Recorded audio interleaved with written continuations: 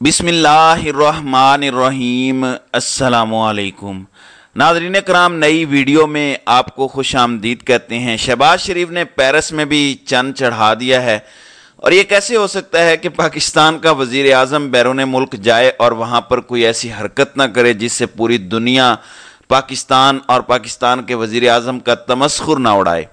शहबाज शरीफ ने अपनी रिवायात को बरकरार रखा है और दो वीडियो क्लिप शहबाज शरीफ की रसवाई के लिए काफ़ी हैं। एक वीडियो क्लिप किस तरह से छतरी पकड़ते हुए उन्होंने खातून को भिगो दिया और इसके साथ ही साथ मोहम्मद बिन सलमान के साथ ये जिस तरह से बातें करते रहे। दुनिया भर के बॉडी लैंग्वेज एक्सपर्ट्स को बुलवाएं और उनसे पूछें कि ये क्या कारनामा है और ये किस तजर्बाकार की तजर्बाकारी के मज़े कौम ले रही है। इसके साथ ही साथ कुछ और बड़ी अहम डेवलपमेंट्स हैं।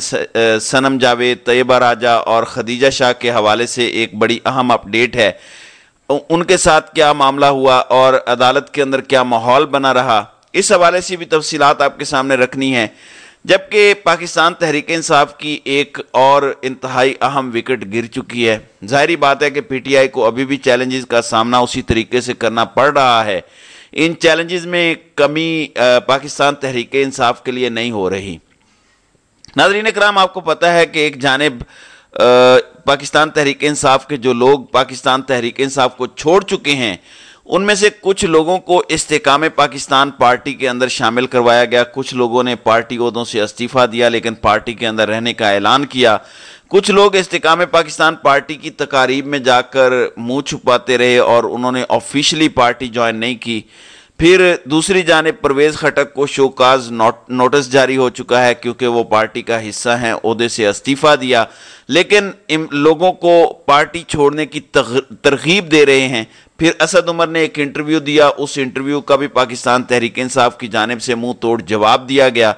इमरान खान उन तमाम तर लोगों को बहुत इज्जत की निगाह से देख रहे हैं जो इस सारे प्रेशर के बावजूद डटे हुए हैं, लेकिन अभी भी लोगों को उठाया जा रहा है। जो लोग प्रेशर सस्टेन कर रहे हैं वो तो इमरान खान के साथ हैं, लेकिन बहुत से लोग जो सस्टेन नहीं कर पाते।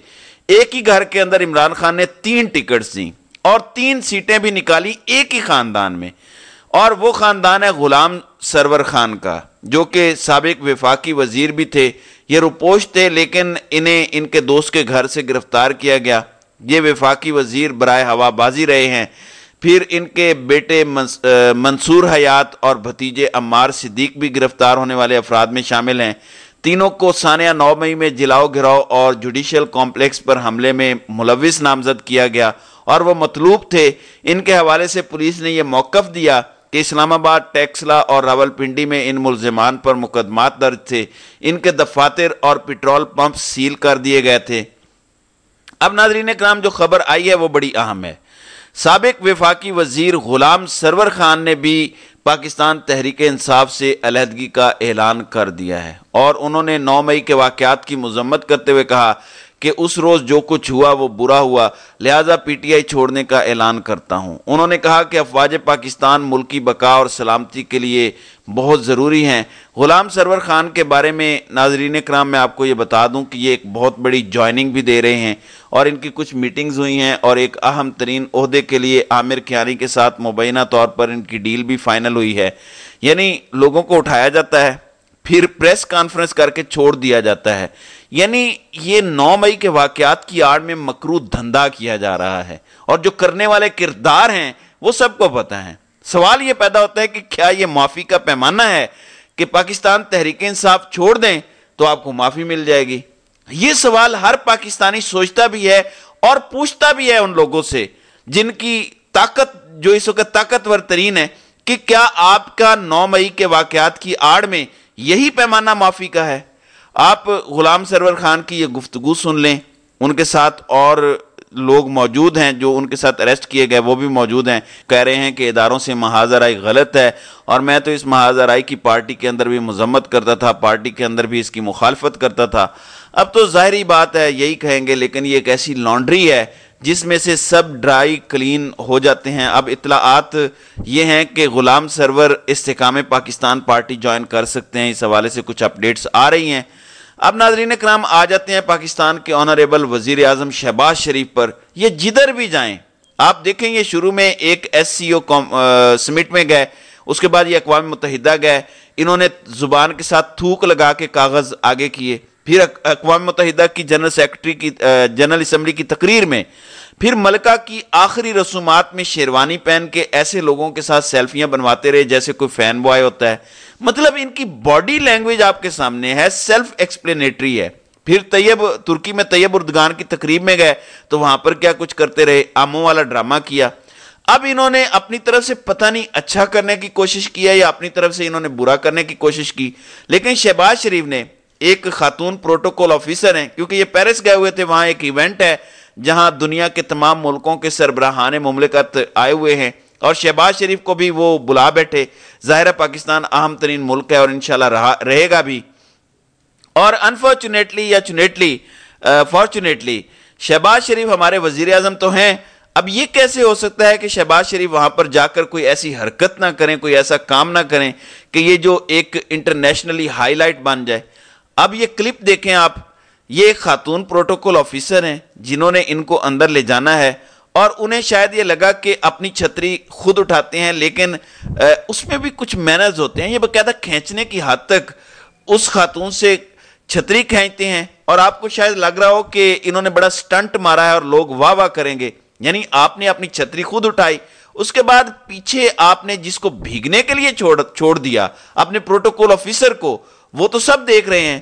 آپ دیکھیں کہ خاتون ان کے ساتھ جا رہی ہیں، پھر انہوں نے اس سے وہ چھتری چھینی اور اس کے بعد وہ خاتون اس بارش میں اکیلے بھیگتے ہوئے آئی اور اس کے چہرے پر یہ تاثرات واضح ہیں کہ یہ پتہ نہیں کیا بندہ ہے، کس طرح کے اس کے معاملات ہیں۔ پھر پیچھے سے ایک اور شخص آیا جس نے اس خاتون پر اپنی چھتری کرنے کی کوشش کی، لیکن اس نے کہا کہ نہیں میرا تو کام ہے، میں نے تو اندر جانا ہے وزیر اعظم کے ساتھ۔ تو وزیر اعظم نے جا کر یہاں پر بھی ایک بڑا سٹنٹ مارا، لیکن انفارچونیٹلی شہباز شریف کا یہ سٹنٹ برے طریقے سے بیک فائر ہوا اور شہباز شریف ایک مرتبہ پھر رسوا ہوئے اور پاکستان کی رسوائی کا بھی باعث بنے، جو کہ سب نے دیکھا۔ ناظرین اکرام، پھر اس کے بعد شہباز شریف نے ایک اور کارنامہ سر انجام دیا، بہت ہی بڑا کارنامہ، اور محمد بن سلمان سے جس طرح سے باتیں کر رہے ہیں، یہ کلپ بھی دیکھیں۔ محمد بن سلمان جو سعودی عرب کے وزیر اعظم بھی ہیں، کراؤن پرنس بھی ہیں، آپ ذرا ان کی باڈی لینگویج دیکھیں، کس طرح سے وہ انہیں سمجھانے کی کوشش کر رہے ہیں۔ آگے سے پتہ نہیں شہباز شریف کیا کہہ رہے ہیں، شاید یہ بتا رہے ہوں کہ آپ نے صرف ایک چیک کی سائن کرنا اور ہمارا بیکاری پن ختم ہو جائے گا، لگ تو ایسے ہی رہا ہے۔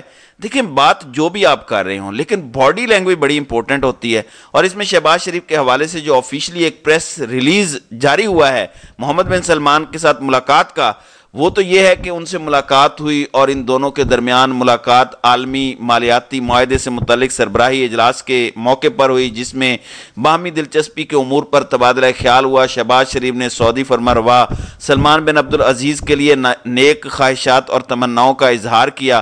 محمد بن سلمان نے بھی عمران خان کی حکومت اور محمد بن سلمان نے بھی پاکستان کی حکومت اور عوام کے لیے خیر سگالی کے جذبات کا اظہار کیا۔ دونوں رہنماؤں کی ملاقات میں دو طرفہ تعاون کے فروغ کے لیے اشتراک کے عمل مزید بڑھانے پر بھی اتفاق ہوا۔ پتہ نہیں 15 سیکنڈ میں یہ سارے کے سارے اتفاقات کیسے ہو گئے۔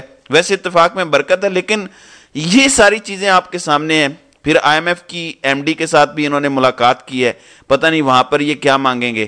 دوسری جانب ناظرین کرام، انسداد دہشت گردی کی عدالت میں پاکستان تحریک انصاف کے رہنماؤں اور بہت سی خواتین کے کیسز چل رہے ہیں۔ آج ان کی سماعت تھی۔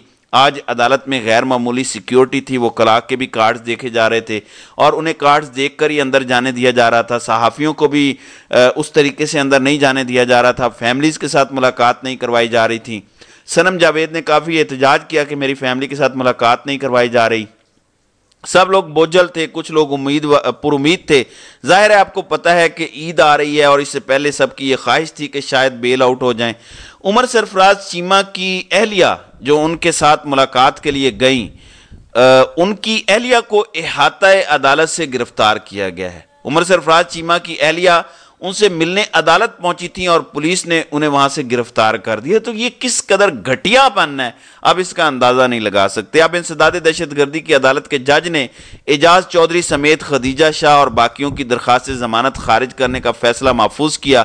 پھر وہ فیصلہ سنا دیا कोर कमांडर हमला केस में इंसदाद दहशत गर्दी अदालत ने 33 मुलजमान की जमानतें मंजूर की, जबकि खदीजा शाह, सनम जावेद, आलिया हमजा और तैयबा राजा समेत लगभग 150 मुलजमान की जमानत की दरखास्तें मुस्तरद कर दी। खदीजा शाह और आलिया हमजा के हवाले से ये मौक़िफ़ अपनाया गया कि ये इन्फ्लुएंशियल लोग हैं और ये तहकीकात को टेम्पर कर सकते हैं अगर ये रिहा हुए, इसलिए ये रिहा ना किए जाएं। अब 33 अफराद की जमानत मंजूर हुई है, लेकिन मेन नाम जिन पर सबकी नज़रें थीं उनमें से किसी की दरखास्त जमानत मंजूर नहीं हुई और गालिबन अब वो ईद भी जेल में ही गुजारेंगे। तो नाज़रीन कराम, आपकी इस वीडियो के हवाले से क्या राय है? आप अपनी राय का इजहार कमेंट सेक्शन में ज़रूर कीजिएगा।